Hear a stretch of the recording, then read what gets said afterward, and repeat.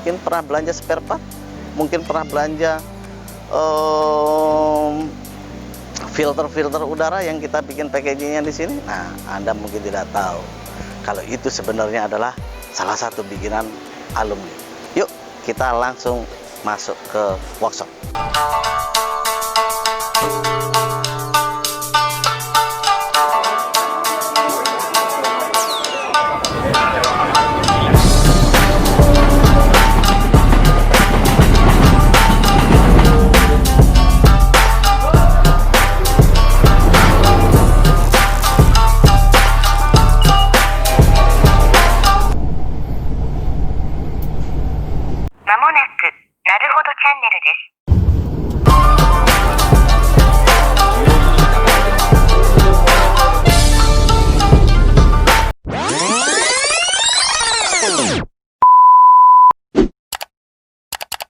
Naruhodo.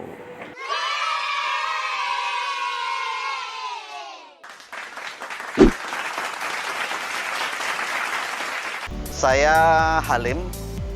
Saya alumni IMM Japan angkatan 121.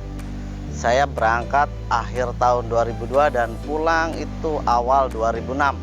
Hari ini kita akan melihat kegiatan saya, yaitu di bidang packaging karton box.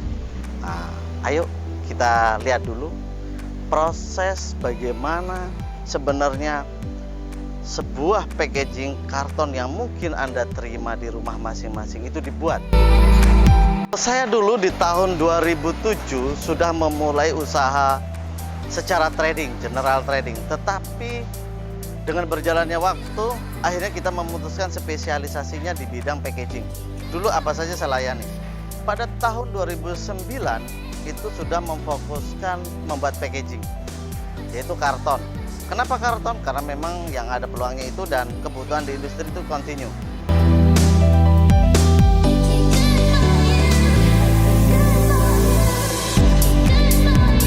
Alhamdulillah saya sudah mampu mempekerjakan untuk di bidang packaging ini 17 orang.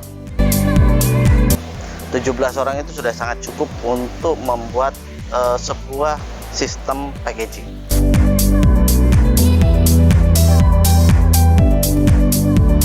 Ini adalah produk yang sudah finish good.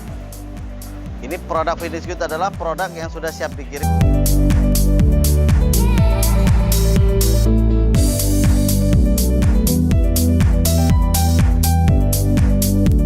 Ini adalah beberapa contoh produk untuk spare part otomotif. Ini adalah salah satu produk makanan. Nah, ini cukup lama customer saya KRB ini.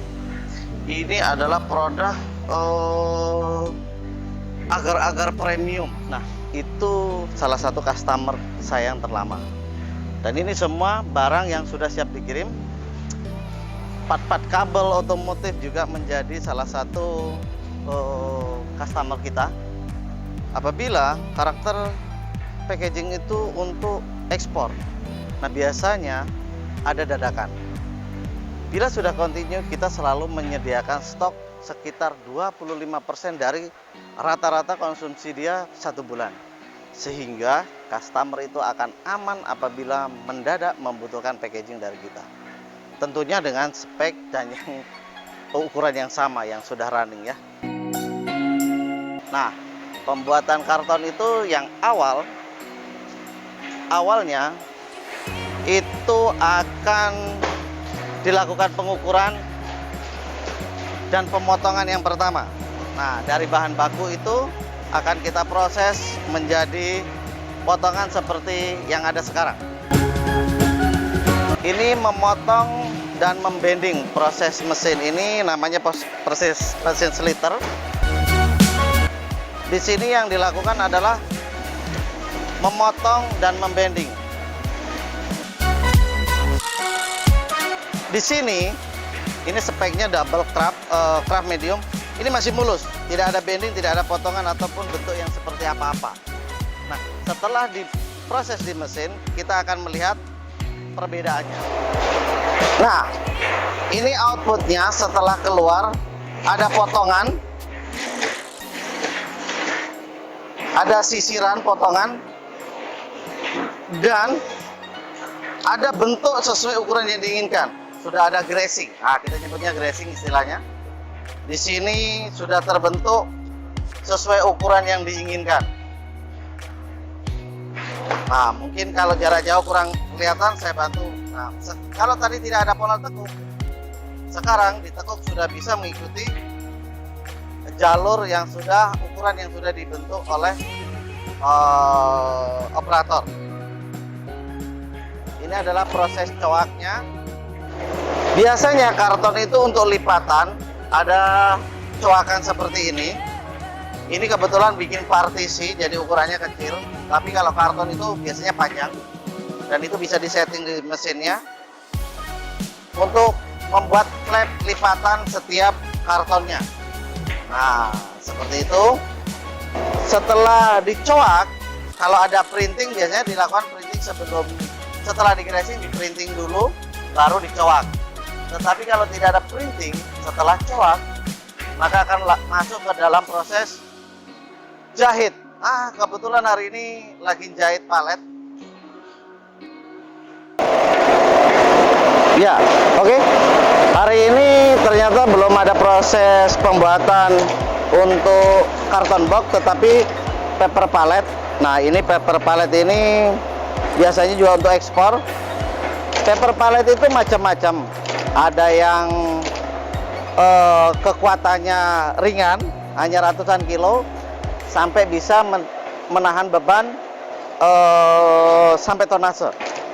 Jadi sesuai dengan kebutuhan, bisa disesuaikan spek dan kekuatannya biar ekonomis dan efisien. Nah, kalau ini yang kita lihat ini adalah proses ngepon. Nah, ternyata ini pembuatan boxnya dengan metode dipon atau ya sistem die cutting maker ya. Di sini yang bentuknya semula seperti ini, polos. Nah, setelah di die cut, dia akan keluar seperti ini, membentuk pola yang diinginkan. Nah, ini sudah jadi produk. Tinggal membuang bagian-bagian yang tidak dibutuhkan. Nah, ini adalah hasil produknya seperti ini. Ini sudah menjadi barang yang disebut finished good. Nah, bentuk-bentuk seperti ini hanya bisa dikerjakan dengan mesin die cut yang tentunya lebih presisi. Nah, ini akan dibentuk, dilipat sesuai dengan yang diinginkan customer. Ya, ini adalah salah satu bentuk pisau malnya. Ini pisau yang membentuk polanya. Dan untuk membuat proses pisau ini, ternyata kita harus investasi mesin tersendiri yang cukup lumayan mahal. Karena untuk daerah Karawang, Cikampek dan sekitarnya belum ada yang bisa membuat pisau ini. Hanya bisa dibuat yang terdekat di daerah Bekasi. Sehingga saya harus membeli mesin sendiri. Nanti kita lihat mesinnya untuk proses pembuatan die cutnya. Nah, ini yang proses pengepresan secara vertikal. Biasanya digunakan untuk yang mempunyai dimensi besar dan volumenya tidak besar. Artinya tidak banyak. Ini digunakan adalah mesin made in Japan ya, punyanya Sonic Japan. Ini adalah mesin ultrasonic untuk welding barang-barang dari plastik. Saya dulu beli second. Kebetulan ini adalah produknya Sanwa yang kita buat. Kebetulan yang ada. Sebenarnya kita juga banyak untuk spare part otomotif lainnya, seperti lampu-lampu untuk in-house itu seperti itu. Nah, mesin ini adalah fungsinya menggabungkan. Kalau di karton pakai welding, kalau di sini menggunakan ultrasonic welding, sehingga lengket dan prosesnya pun dingin, hanya panas di ujungnya saja pada saat frekuensinya itu bertemu di sini. Seperti yang saya ceritakan tadi, kita akan lihat inilah proses pembuatan die cut. atau pisau. Nah, pisau itu yang lumayan mahal menurut saya ini mesinnya. Mungkin bagi orang lain murah, tapi bagi saya untuk beli sebuah gergaji dengan nilai 40-50 juta itu cukup mahal bagi saya untuk mata gergaji yang sekecil ini.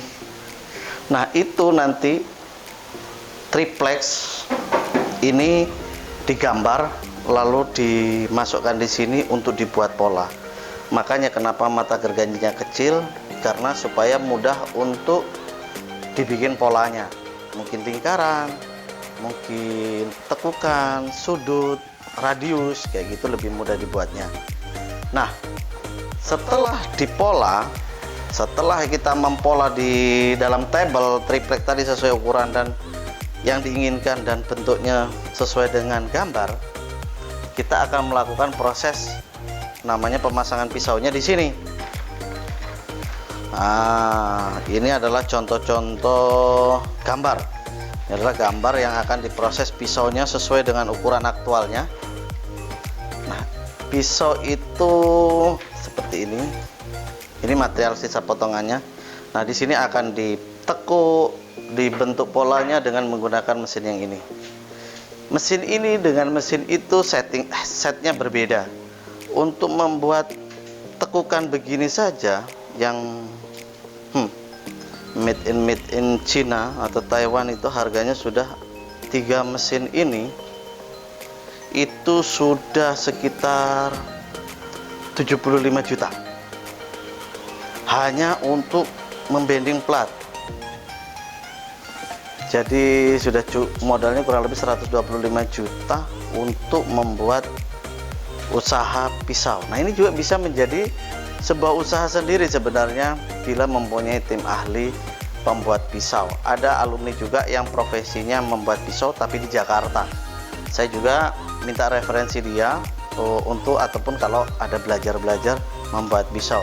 Saat ini pembuatan pisau atau die-cut ini hanya kita gunakan di internal Asahi Family sendiri, dengan tujuan supaya proses dari request customer sampai pengiriman proses itu menjadi pendek.